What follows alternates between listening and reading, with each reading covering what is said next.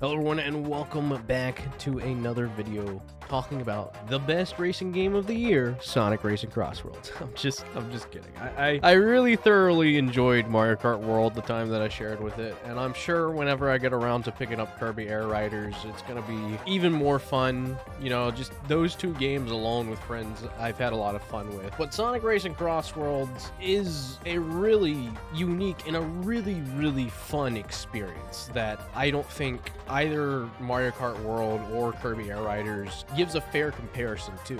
Like, Sonic Racing CrossWorld stands out on its own as an arcade racer. Sega went into the aspect of making this more of an arcade racer, and it clearly shows, considering that I'm pretty sure the main developers for this worked on the initial D arcade games, which are highly critically acclaimed as very good arcade racers. So you know, being able to translate that arcade racing feeling into a home console experience should be just a no-brainer for Sega in general, because they've been with arcades since arcades really started, and they've always been good when it comes to arcade games. They've produced tons of arcade games and still do produce tons of arcade games. So again, Sega making an arcade racer really good is like a no-brainer. But like, this being a Sonic racing game is just something so magical. It's something so awesome to see happen for a franchise where, you know,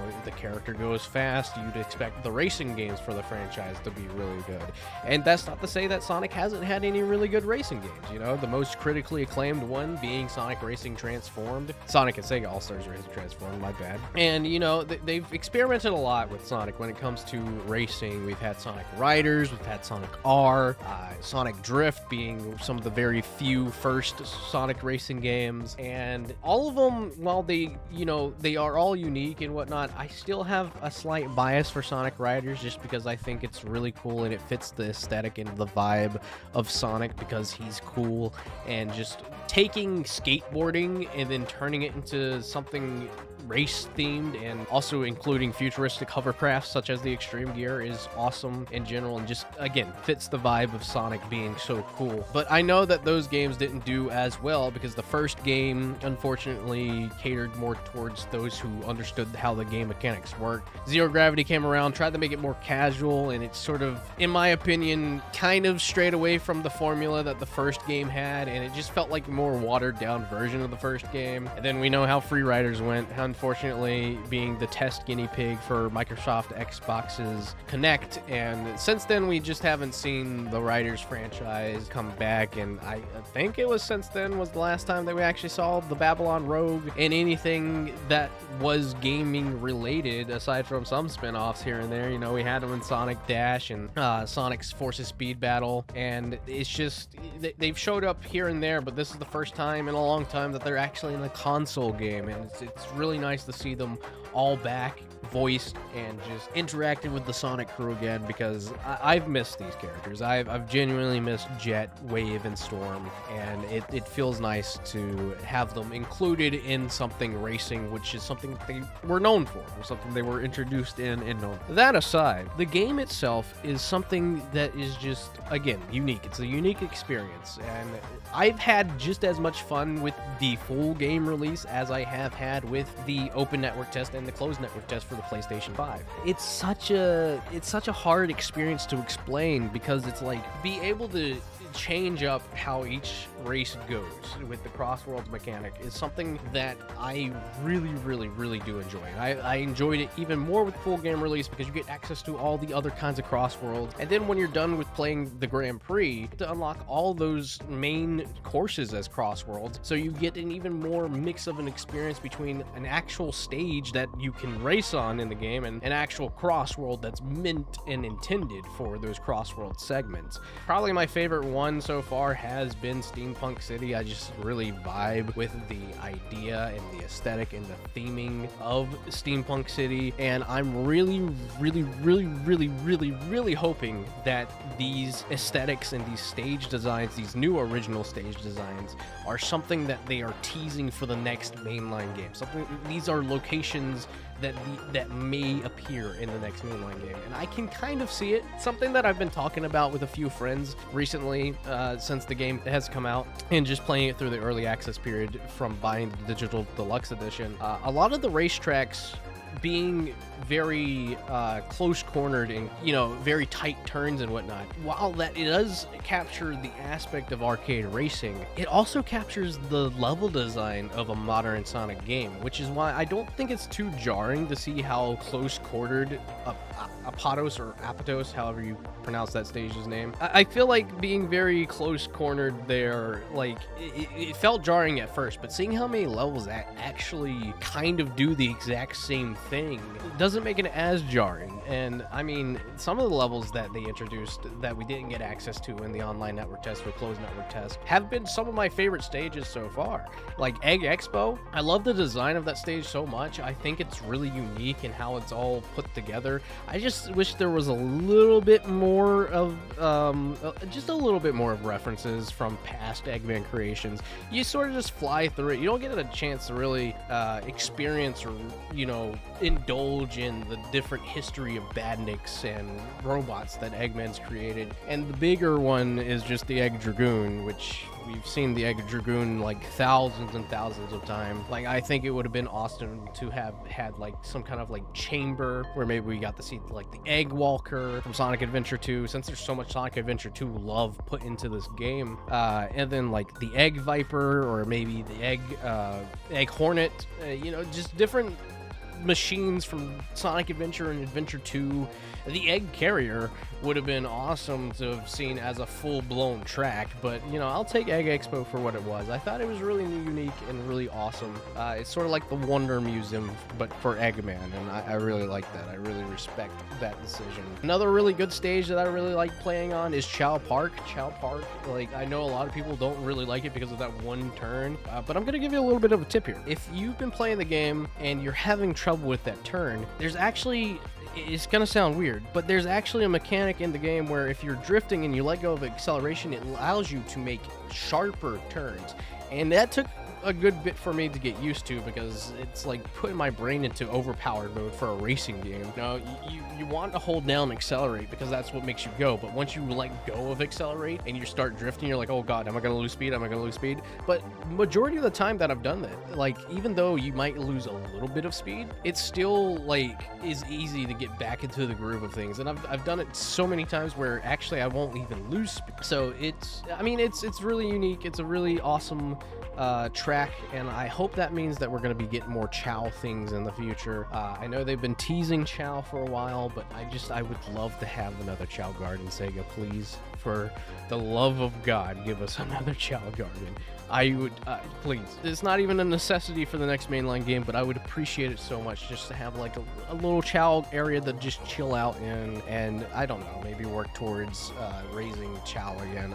It'd just be really cool to see that involved in another game. Other than that, Blizzard Valley is a really good stage. I really enjoy the mechanics of that stage and how there's actual like terrain that affects how you go across it with the snow and whatnot. I thought that was really cool. Pumpkin Mansion, fantastic stage. I love that it's a mix between Mystic Mansion and or Hang Castle, Mystic Mansion, and Pumpkin Hill. I thought that was a great combination. I'm noticing a lot of love for Heroes, Sonic Adventure 2, and Sonic Unleashed. It's crazy how much Sonic Unleashed has representation in this game, considering that game really didn't get referenced a lot throughout the past decade or so, and it's just now getting like a ton of things. Like, we even got the Werehog in as a pre-order bonus, which is crazy.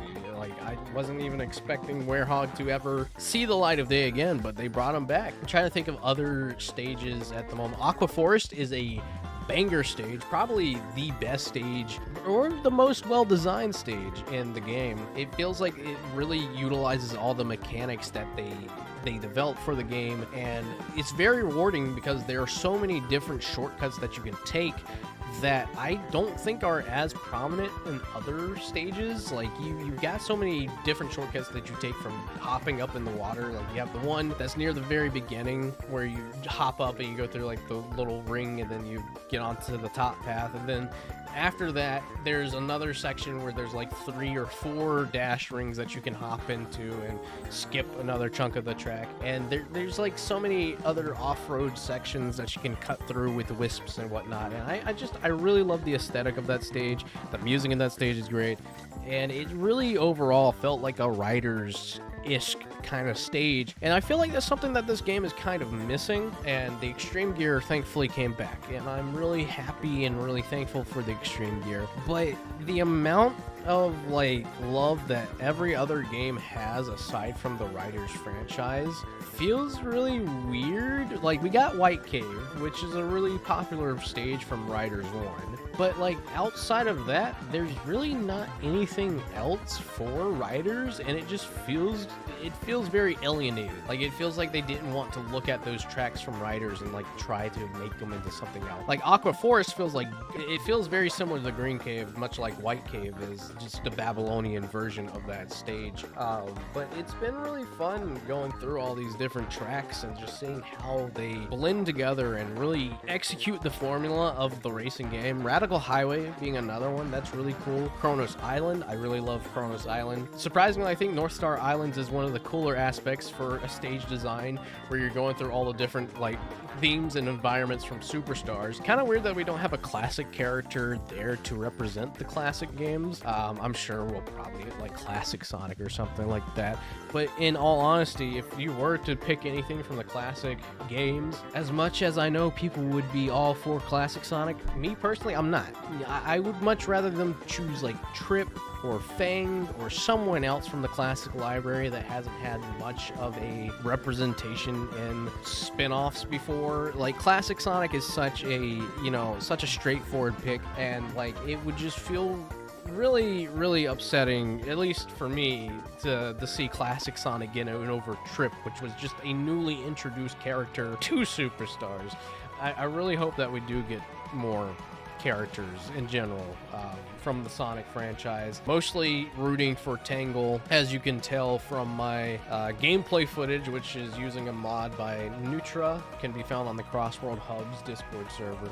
I'm really holding out until Tangle comes out. I mean, like, since I found out that mod was a thing, I've just never turned it off, and it's funny because I know it's client-sided, so I see Tangle, but everyone else sees Tails. So whenever you go to view my profile, I've played Tails like 116, 117 times. It's really funny just seeing how that all works out. But like once Tangle gets it, that's just confirmation enough. Like once Tangle gets in, Tangle is my main. I'm really hoping that with the release of that comic in December that we might get some kind of slither of a tease for Tangle and Whisper to get in the game. I think they would be great additions, and personally I feel like they should have already been in the game. But yeah, no, the game is just fantastic. The online is fun. I've only had a few issues here and there with lobby connections when it comes to friends. We did have that moment where Epic Games services for the games sort of went offline, and that kind of messed up everything for it. It kind of is unfortunate that it like made a lot of things the way that it did. We were offline for like a good portion of that day, and I think I even lost fair play points because it disconnected me from a match. But I recovered from that, and I did see where there were a few instances where people kept getting disconnected to the point where fair play points was so below that they actually got banned until a certain time. It does kind of suck that we do have issues like that are prominent in the game, even after having a closed and an open network test. But again, networking in itself is just a confusing thing, and you can't always have perfection with it.